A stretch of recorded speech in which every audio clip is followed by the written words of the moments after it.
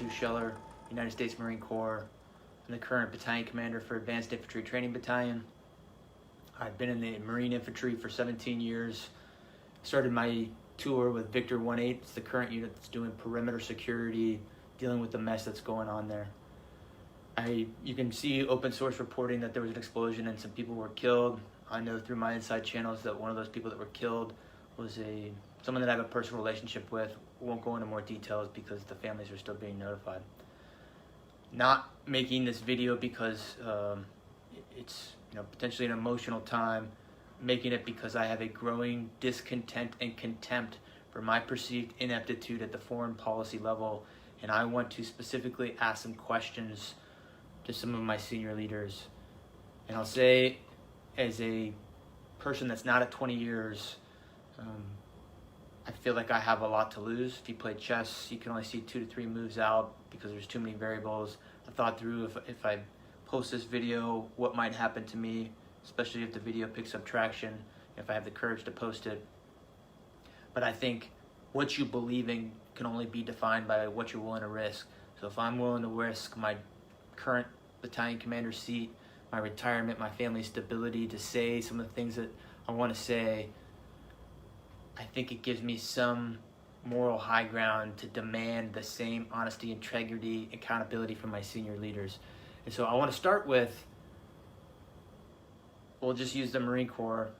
We'll just stick with the Marine Corps. So in the current fallout of Afghanistan, a lot of Marines were posting on social media, and in response to that, the Commandant published a letter, which is the service chief of the Marine Corps.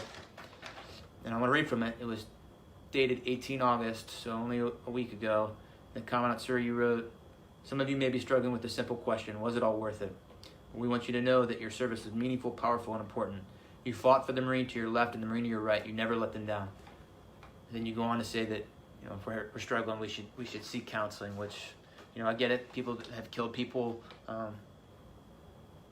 I've killed people, and I seek counseling, and that's fine. There's a time and place for that. But the reason people are so upset on social media right now is not because the Marine on the battlefield let someone down.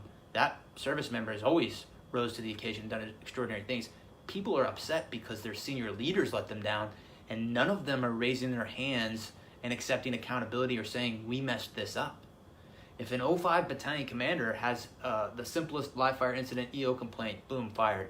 But we have a Secretary of Defense that testified to Congress in May that the Afghan National Security Force could withstand the Taliban advance. We have chairmen of Joint Chief, who the Commandant is a member of that, who's supposed to advise on military policy. We have a Marine combatant commander.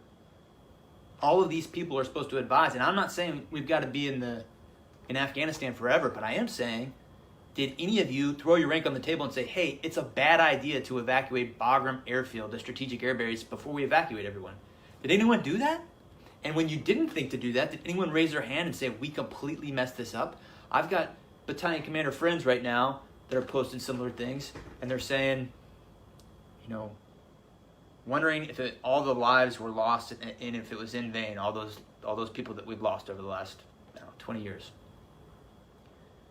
And he goes on to say that we're all part of a chain. While every link may not be tested, the strength of the chain is only as strong as each link, and you got to be good links, something like that.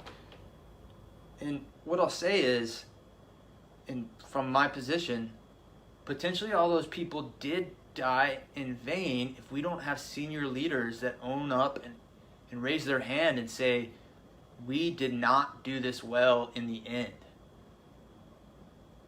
Without that, we just keep repeating the same mistakes. This amalgamation of the economic / corporate / political / higher military ranks are not holding up their end of the bargain. I want to say this very strongly. I have been fighting for 17 years. I am willing to throw it all away to say to my senior leaders, I demand accountability.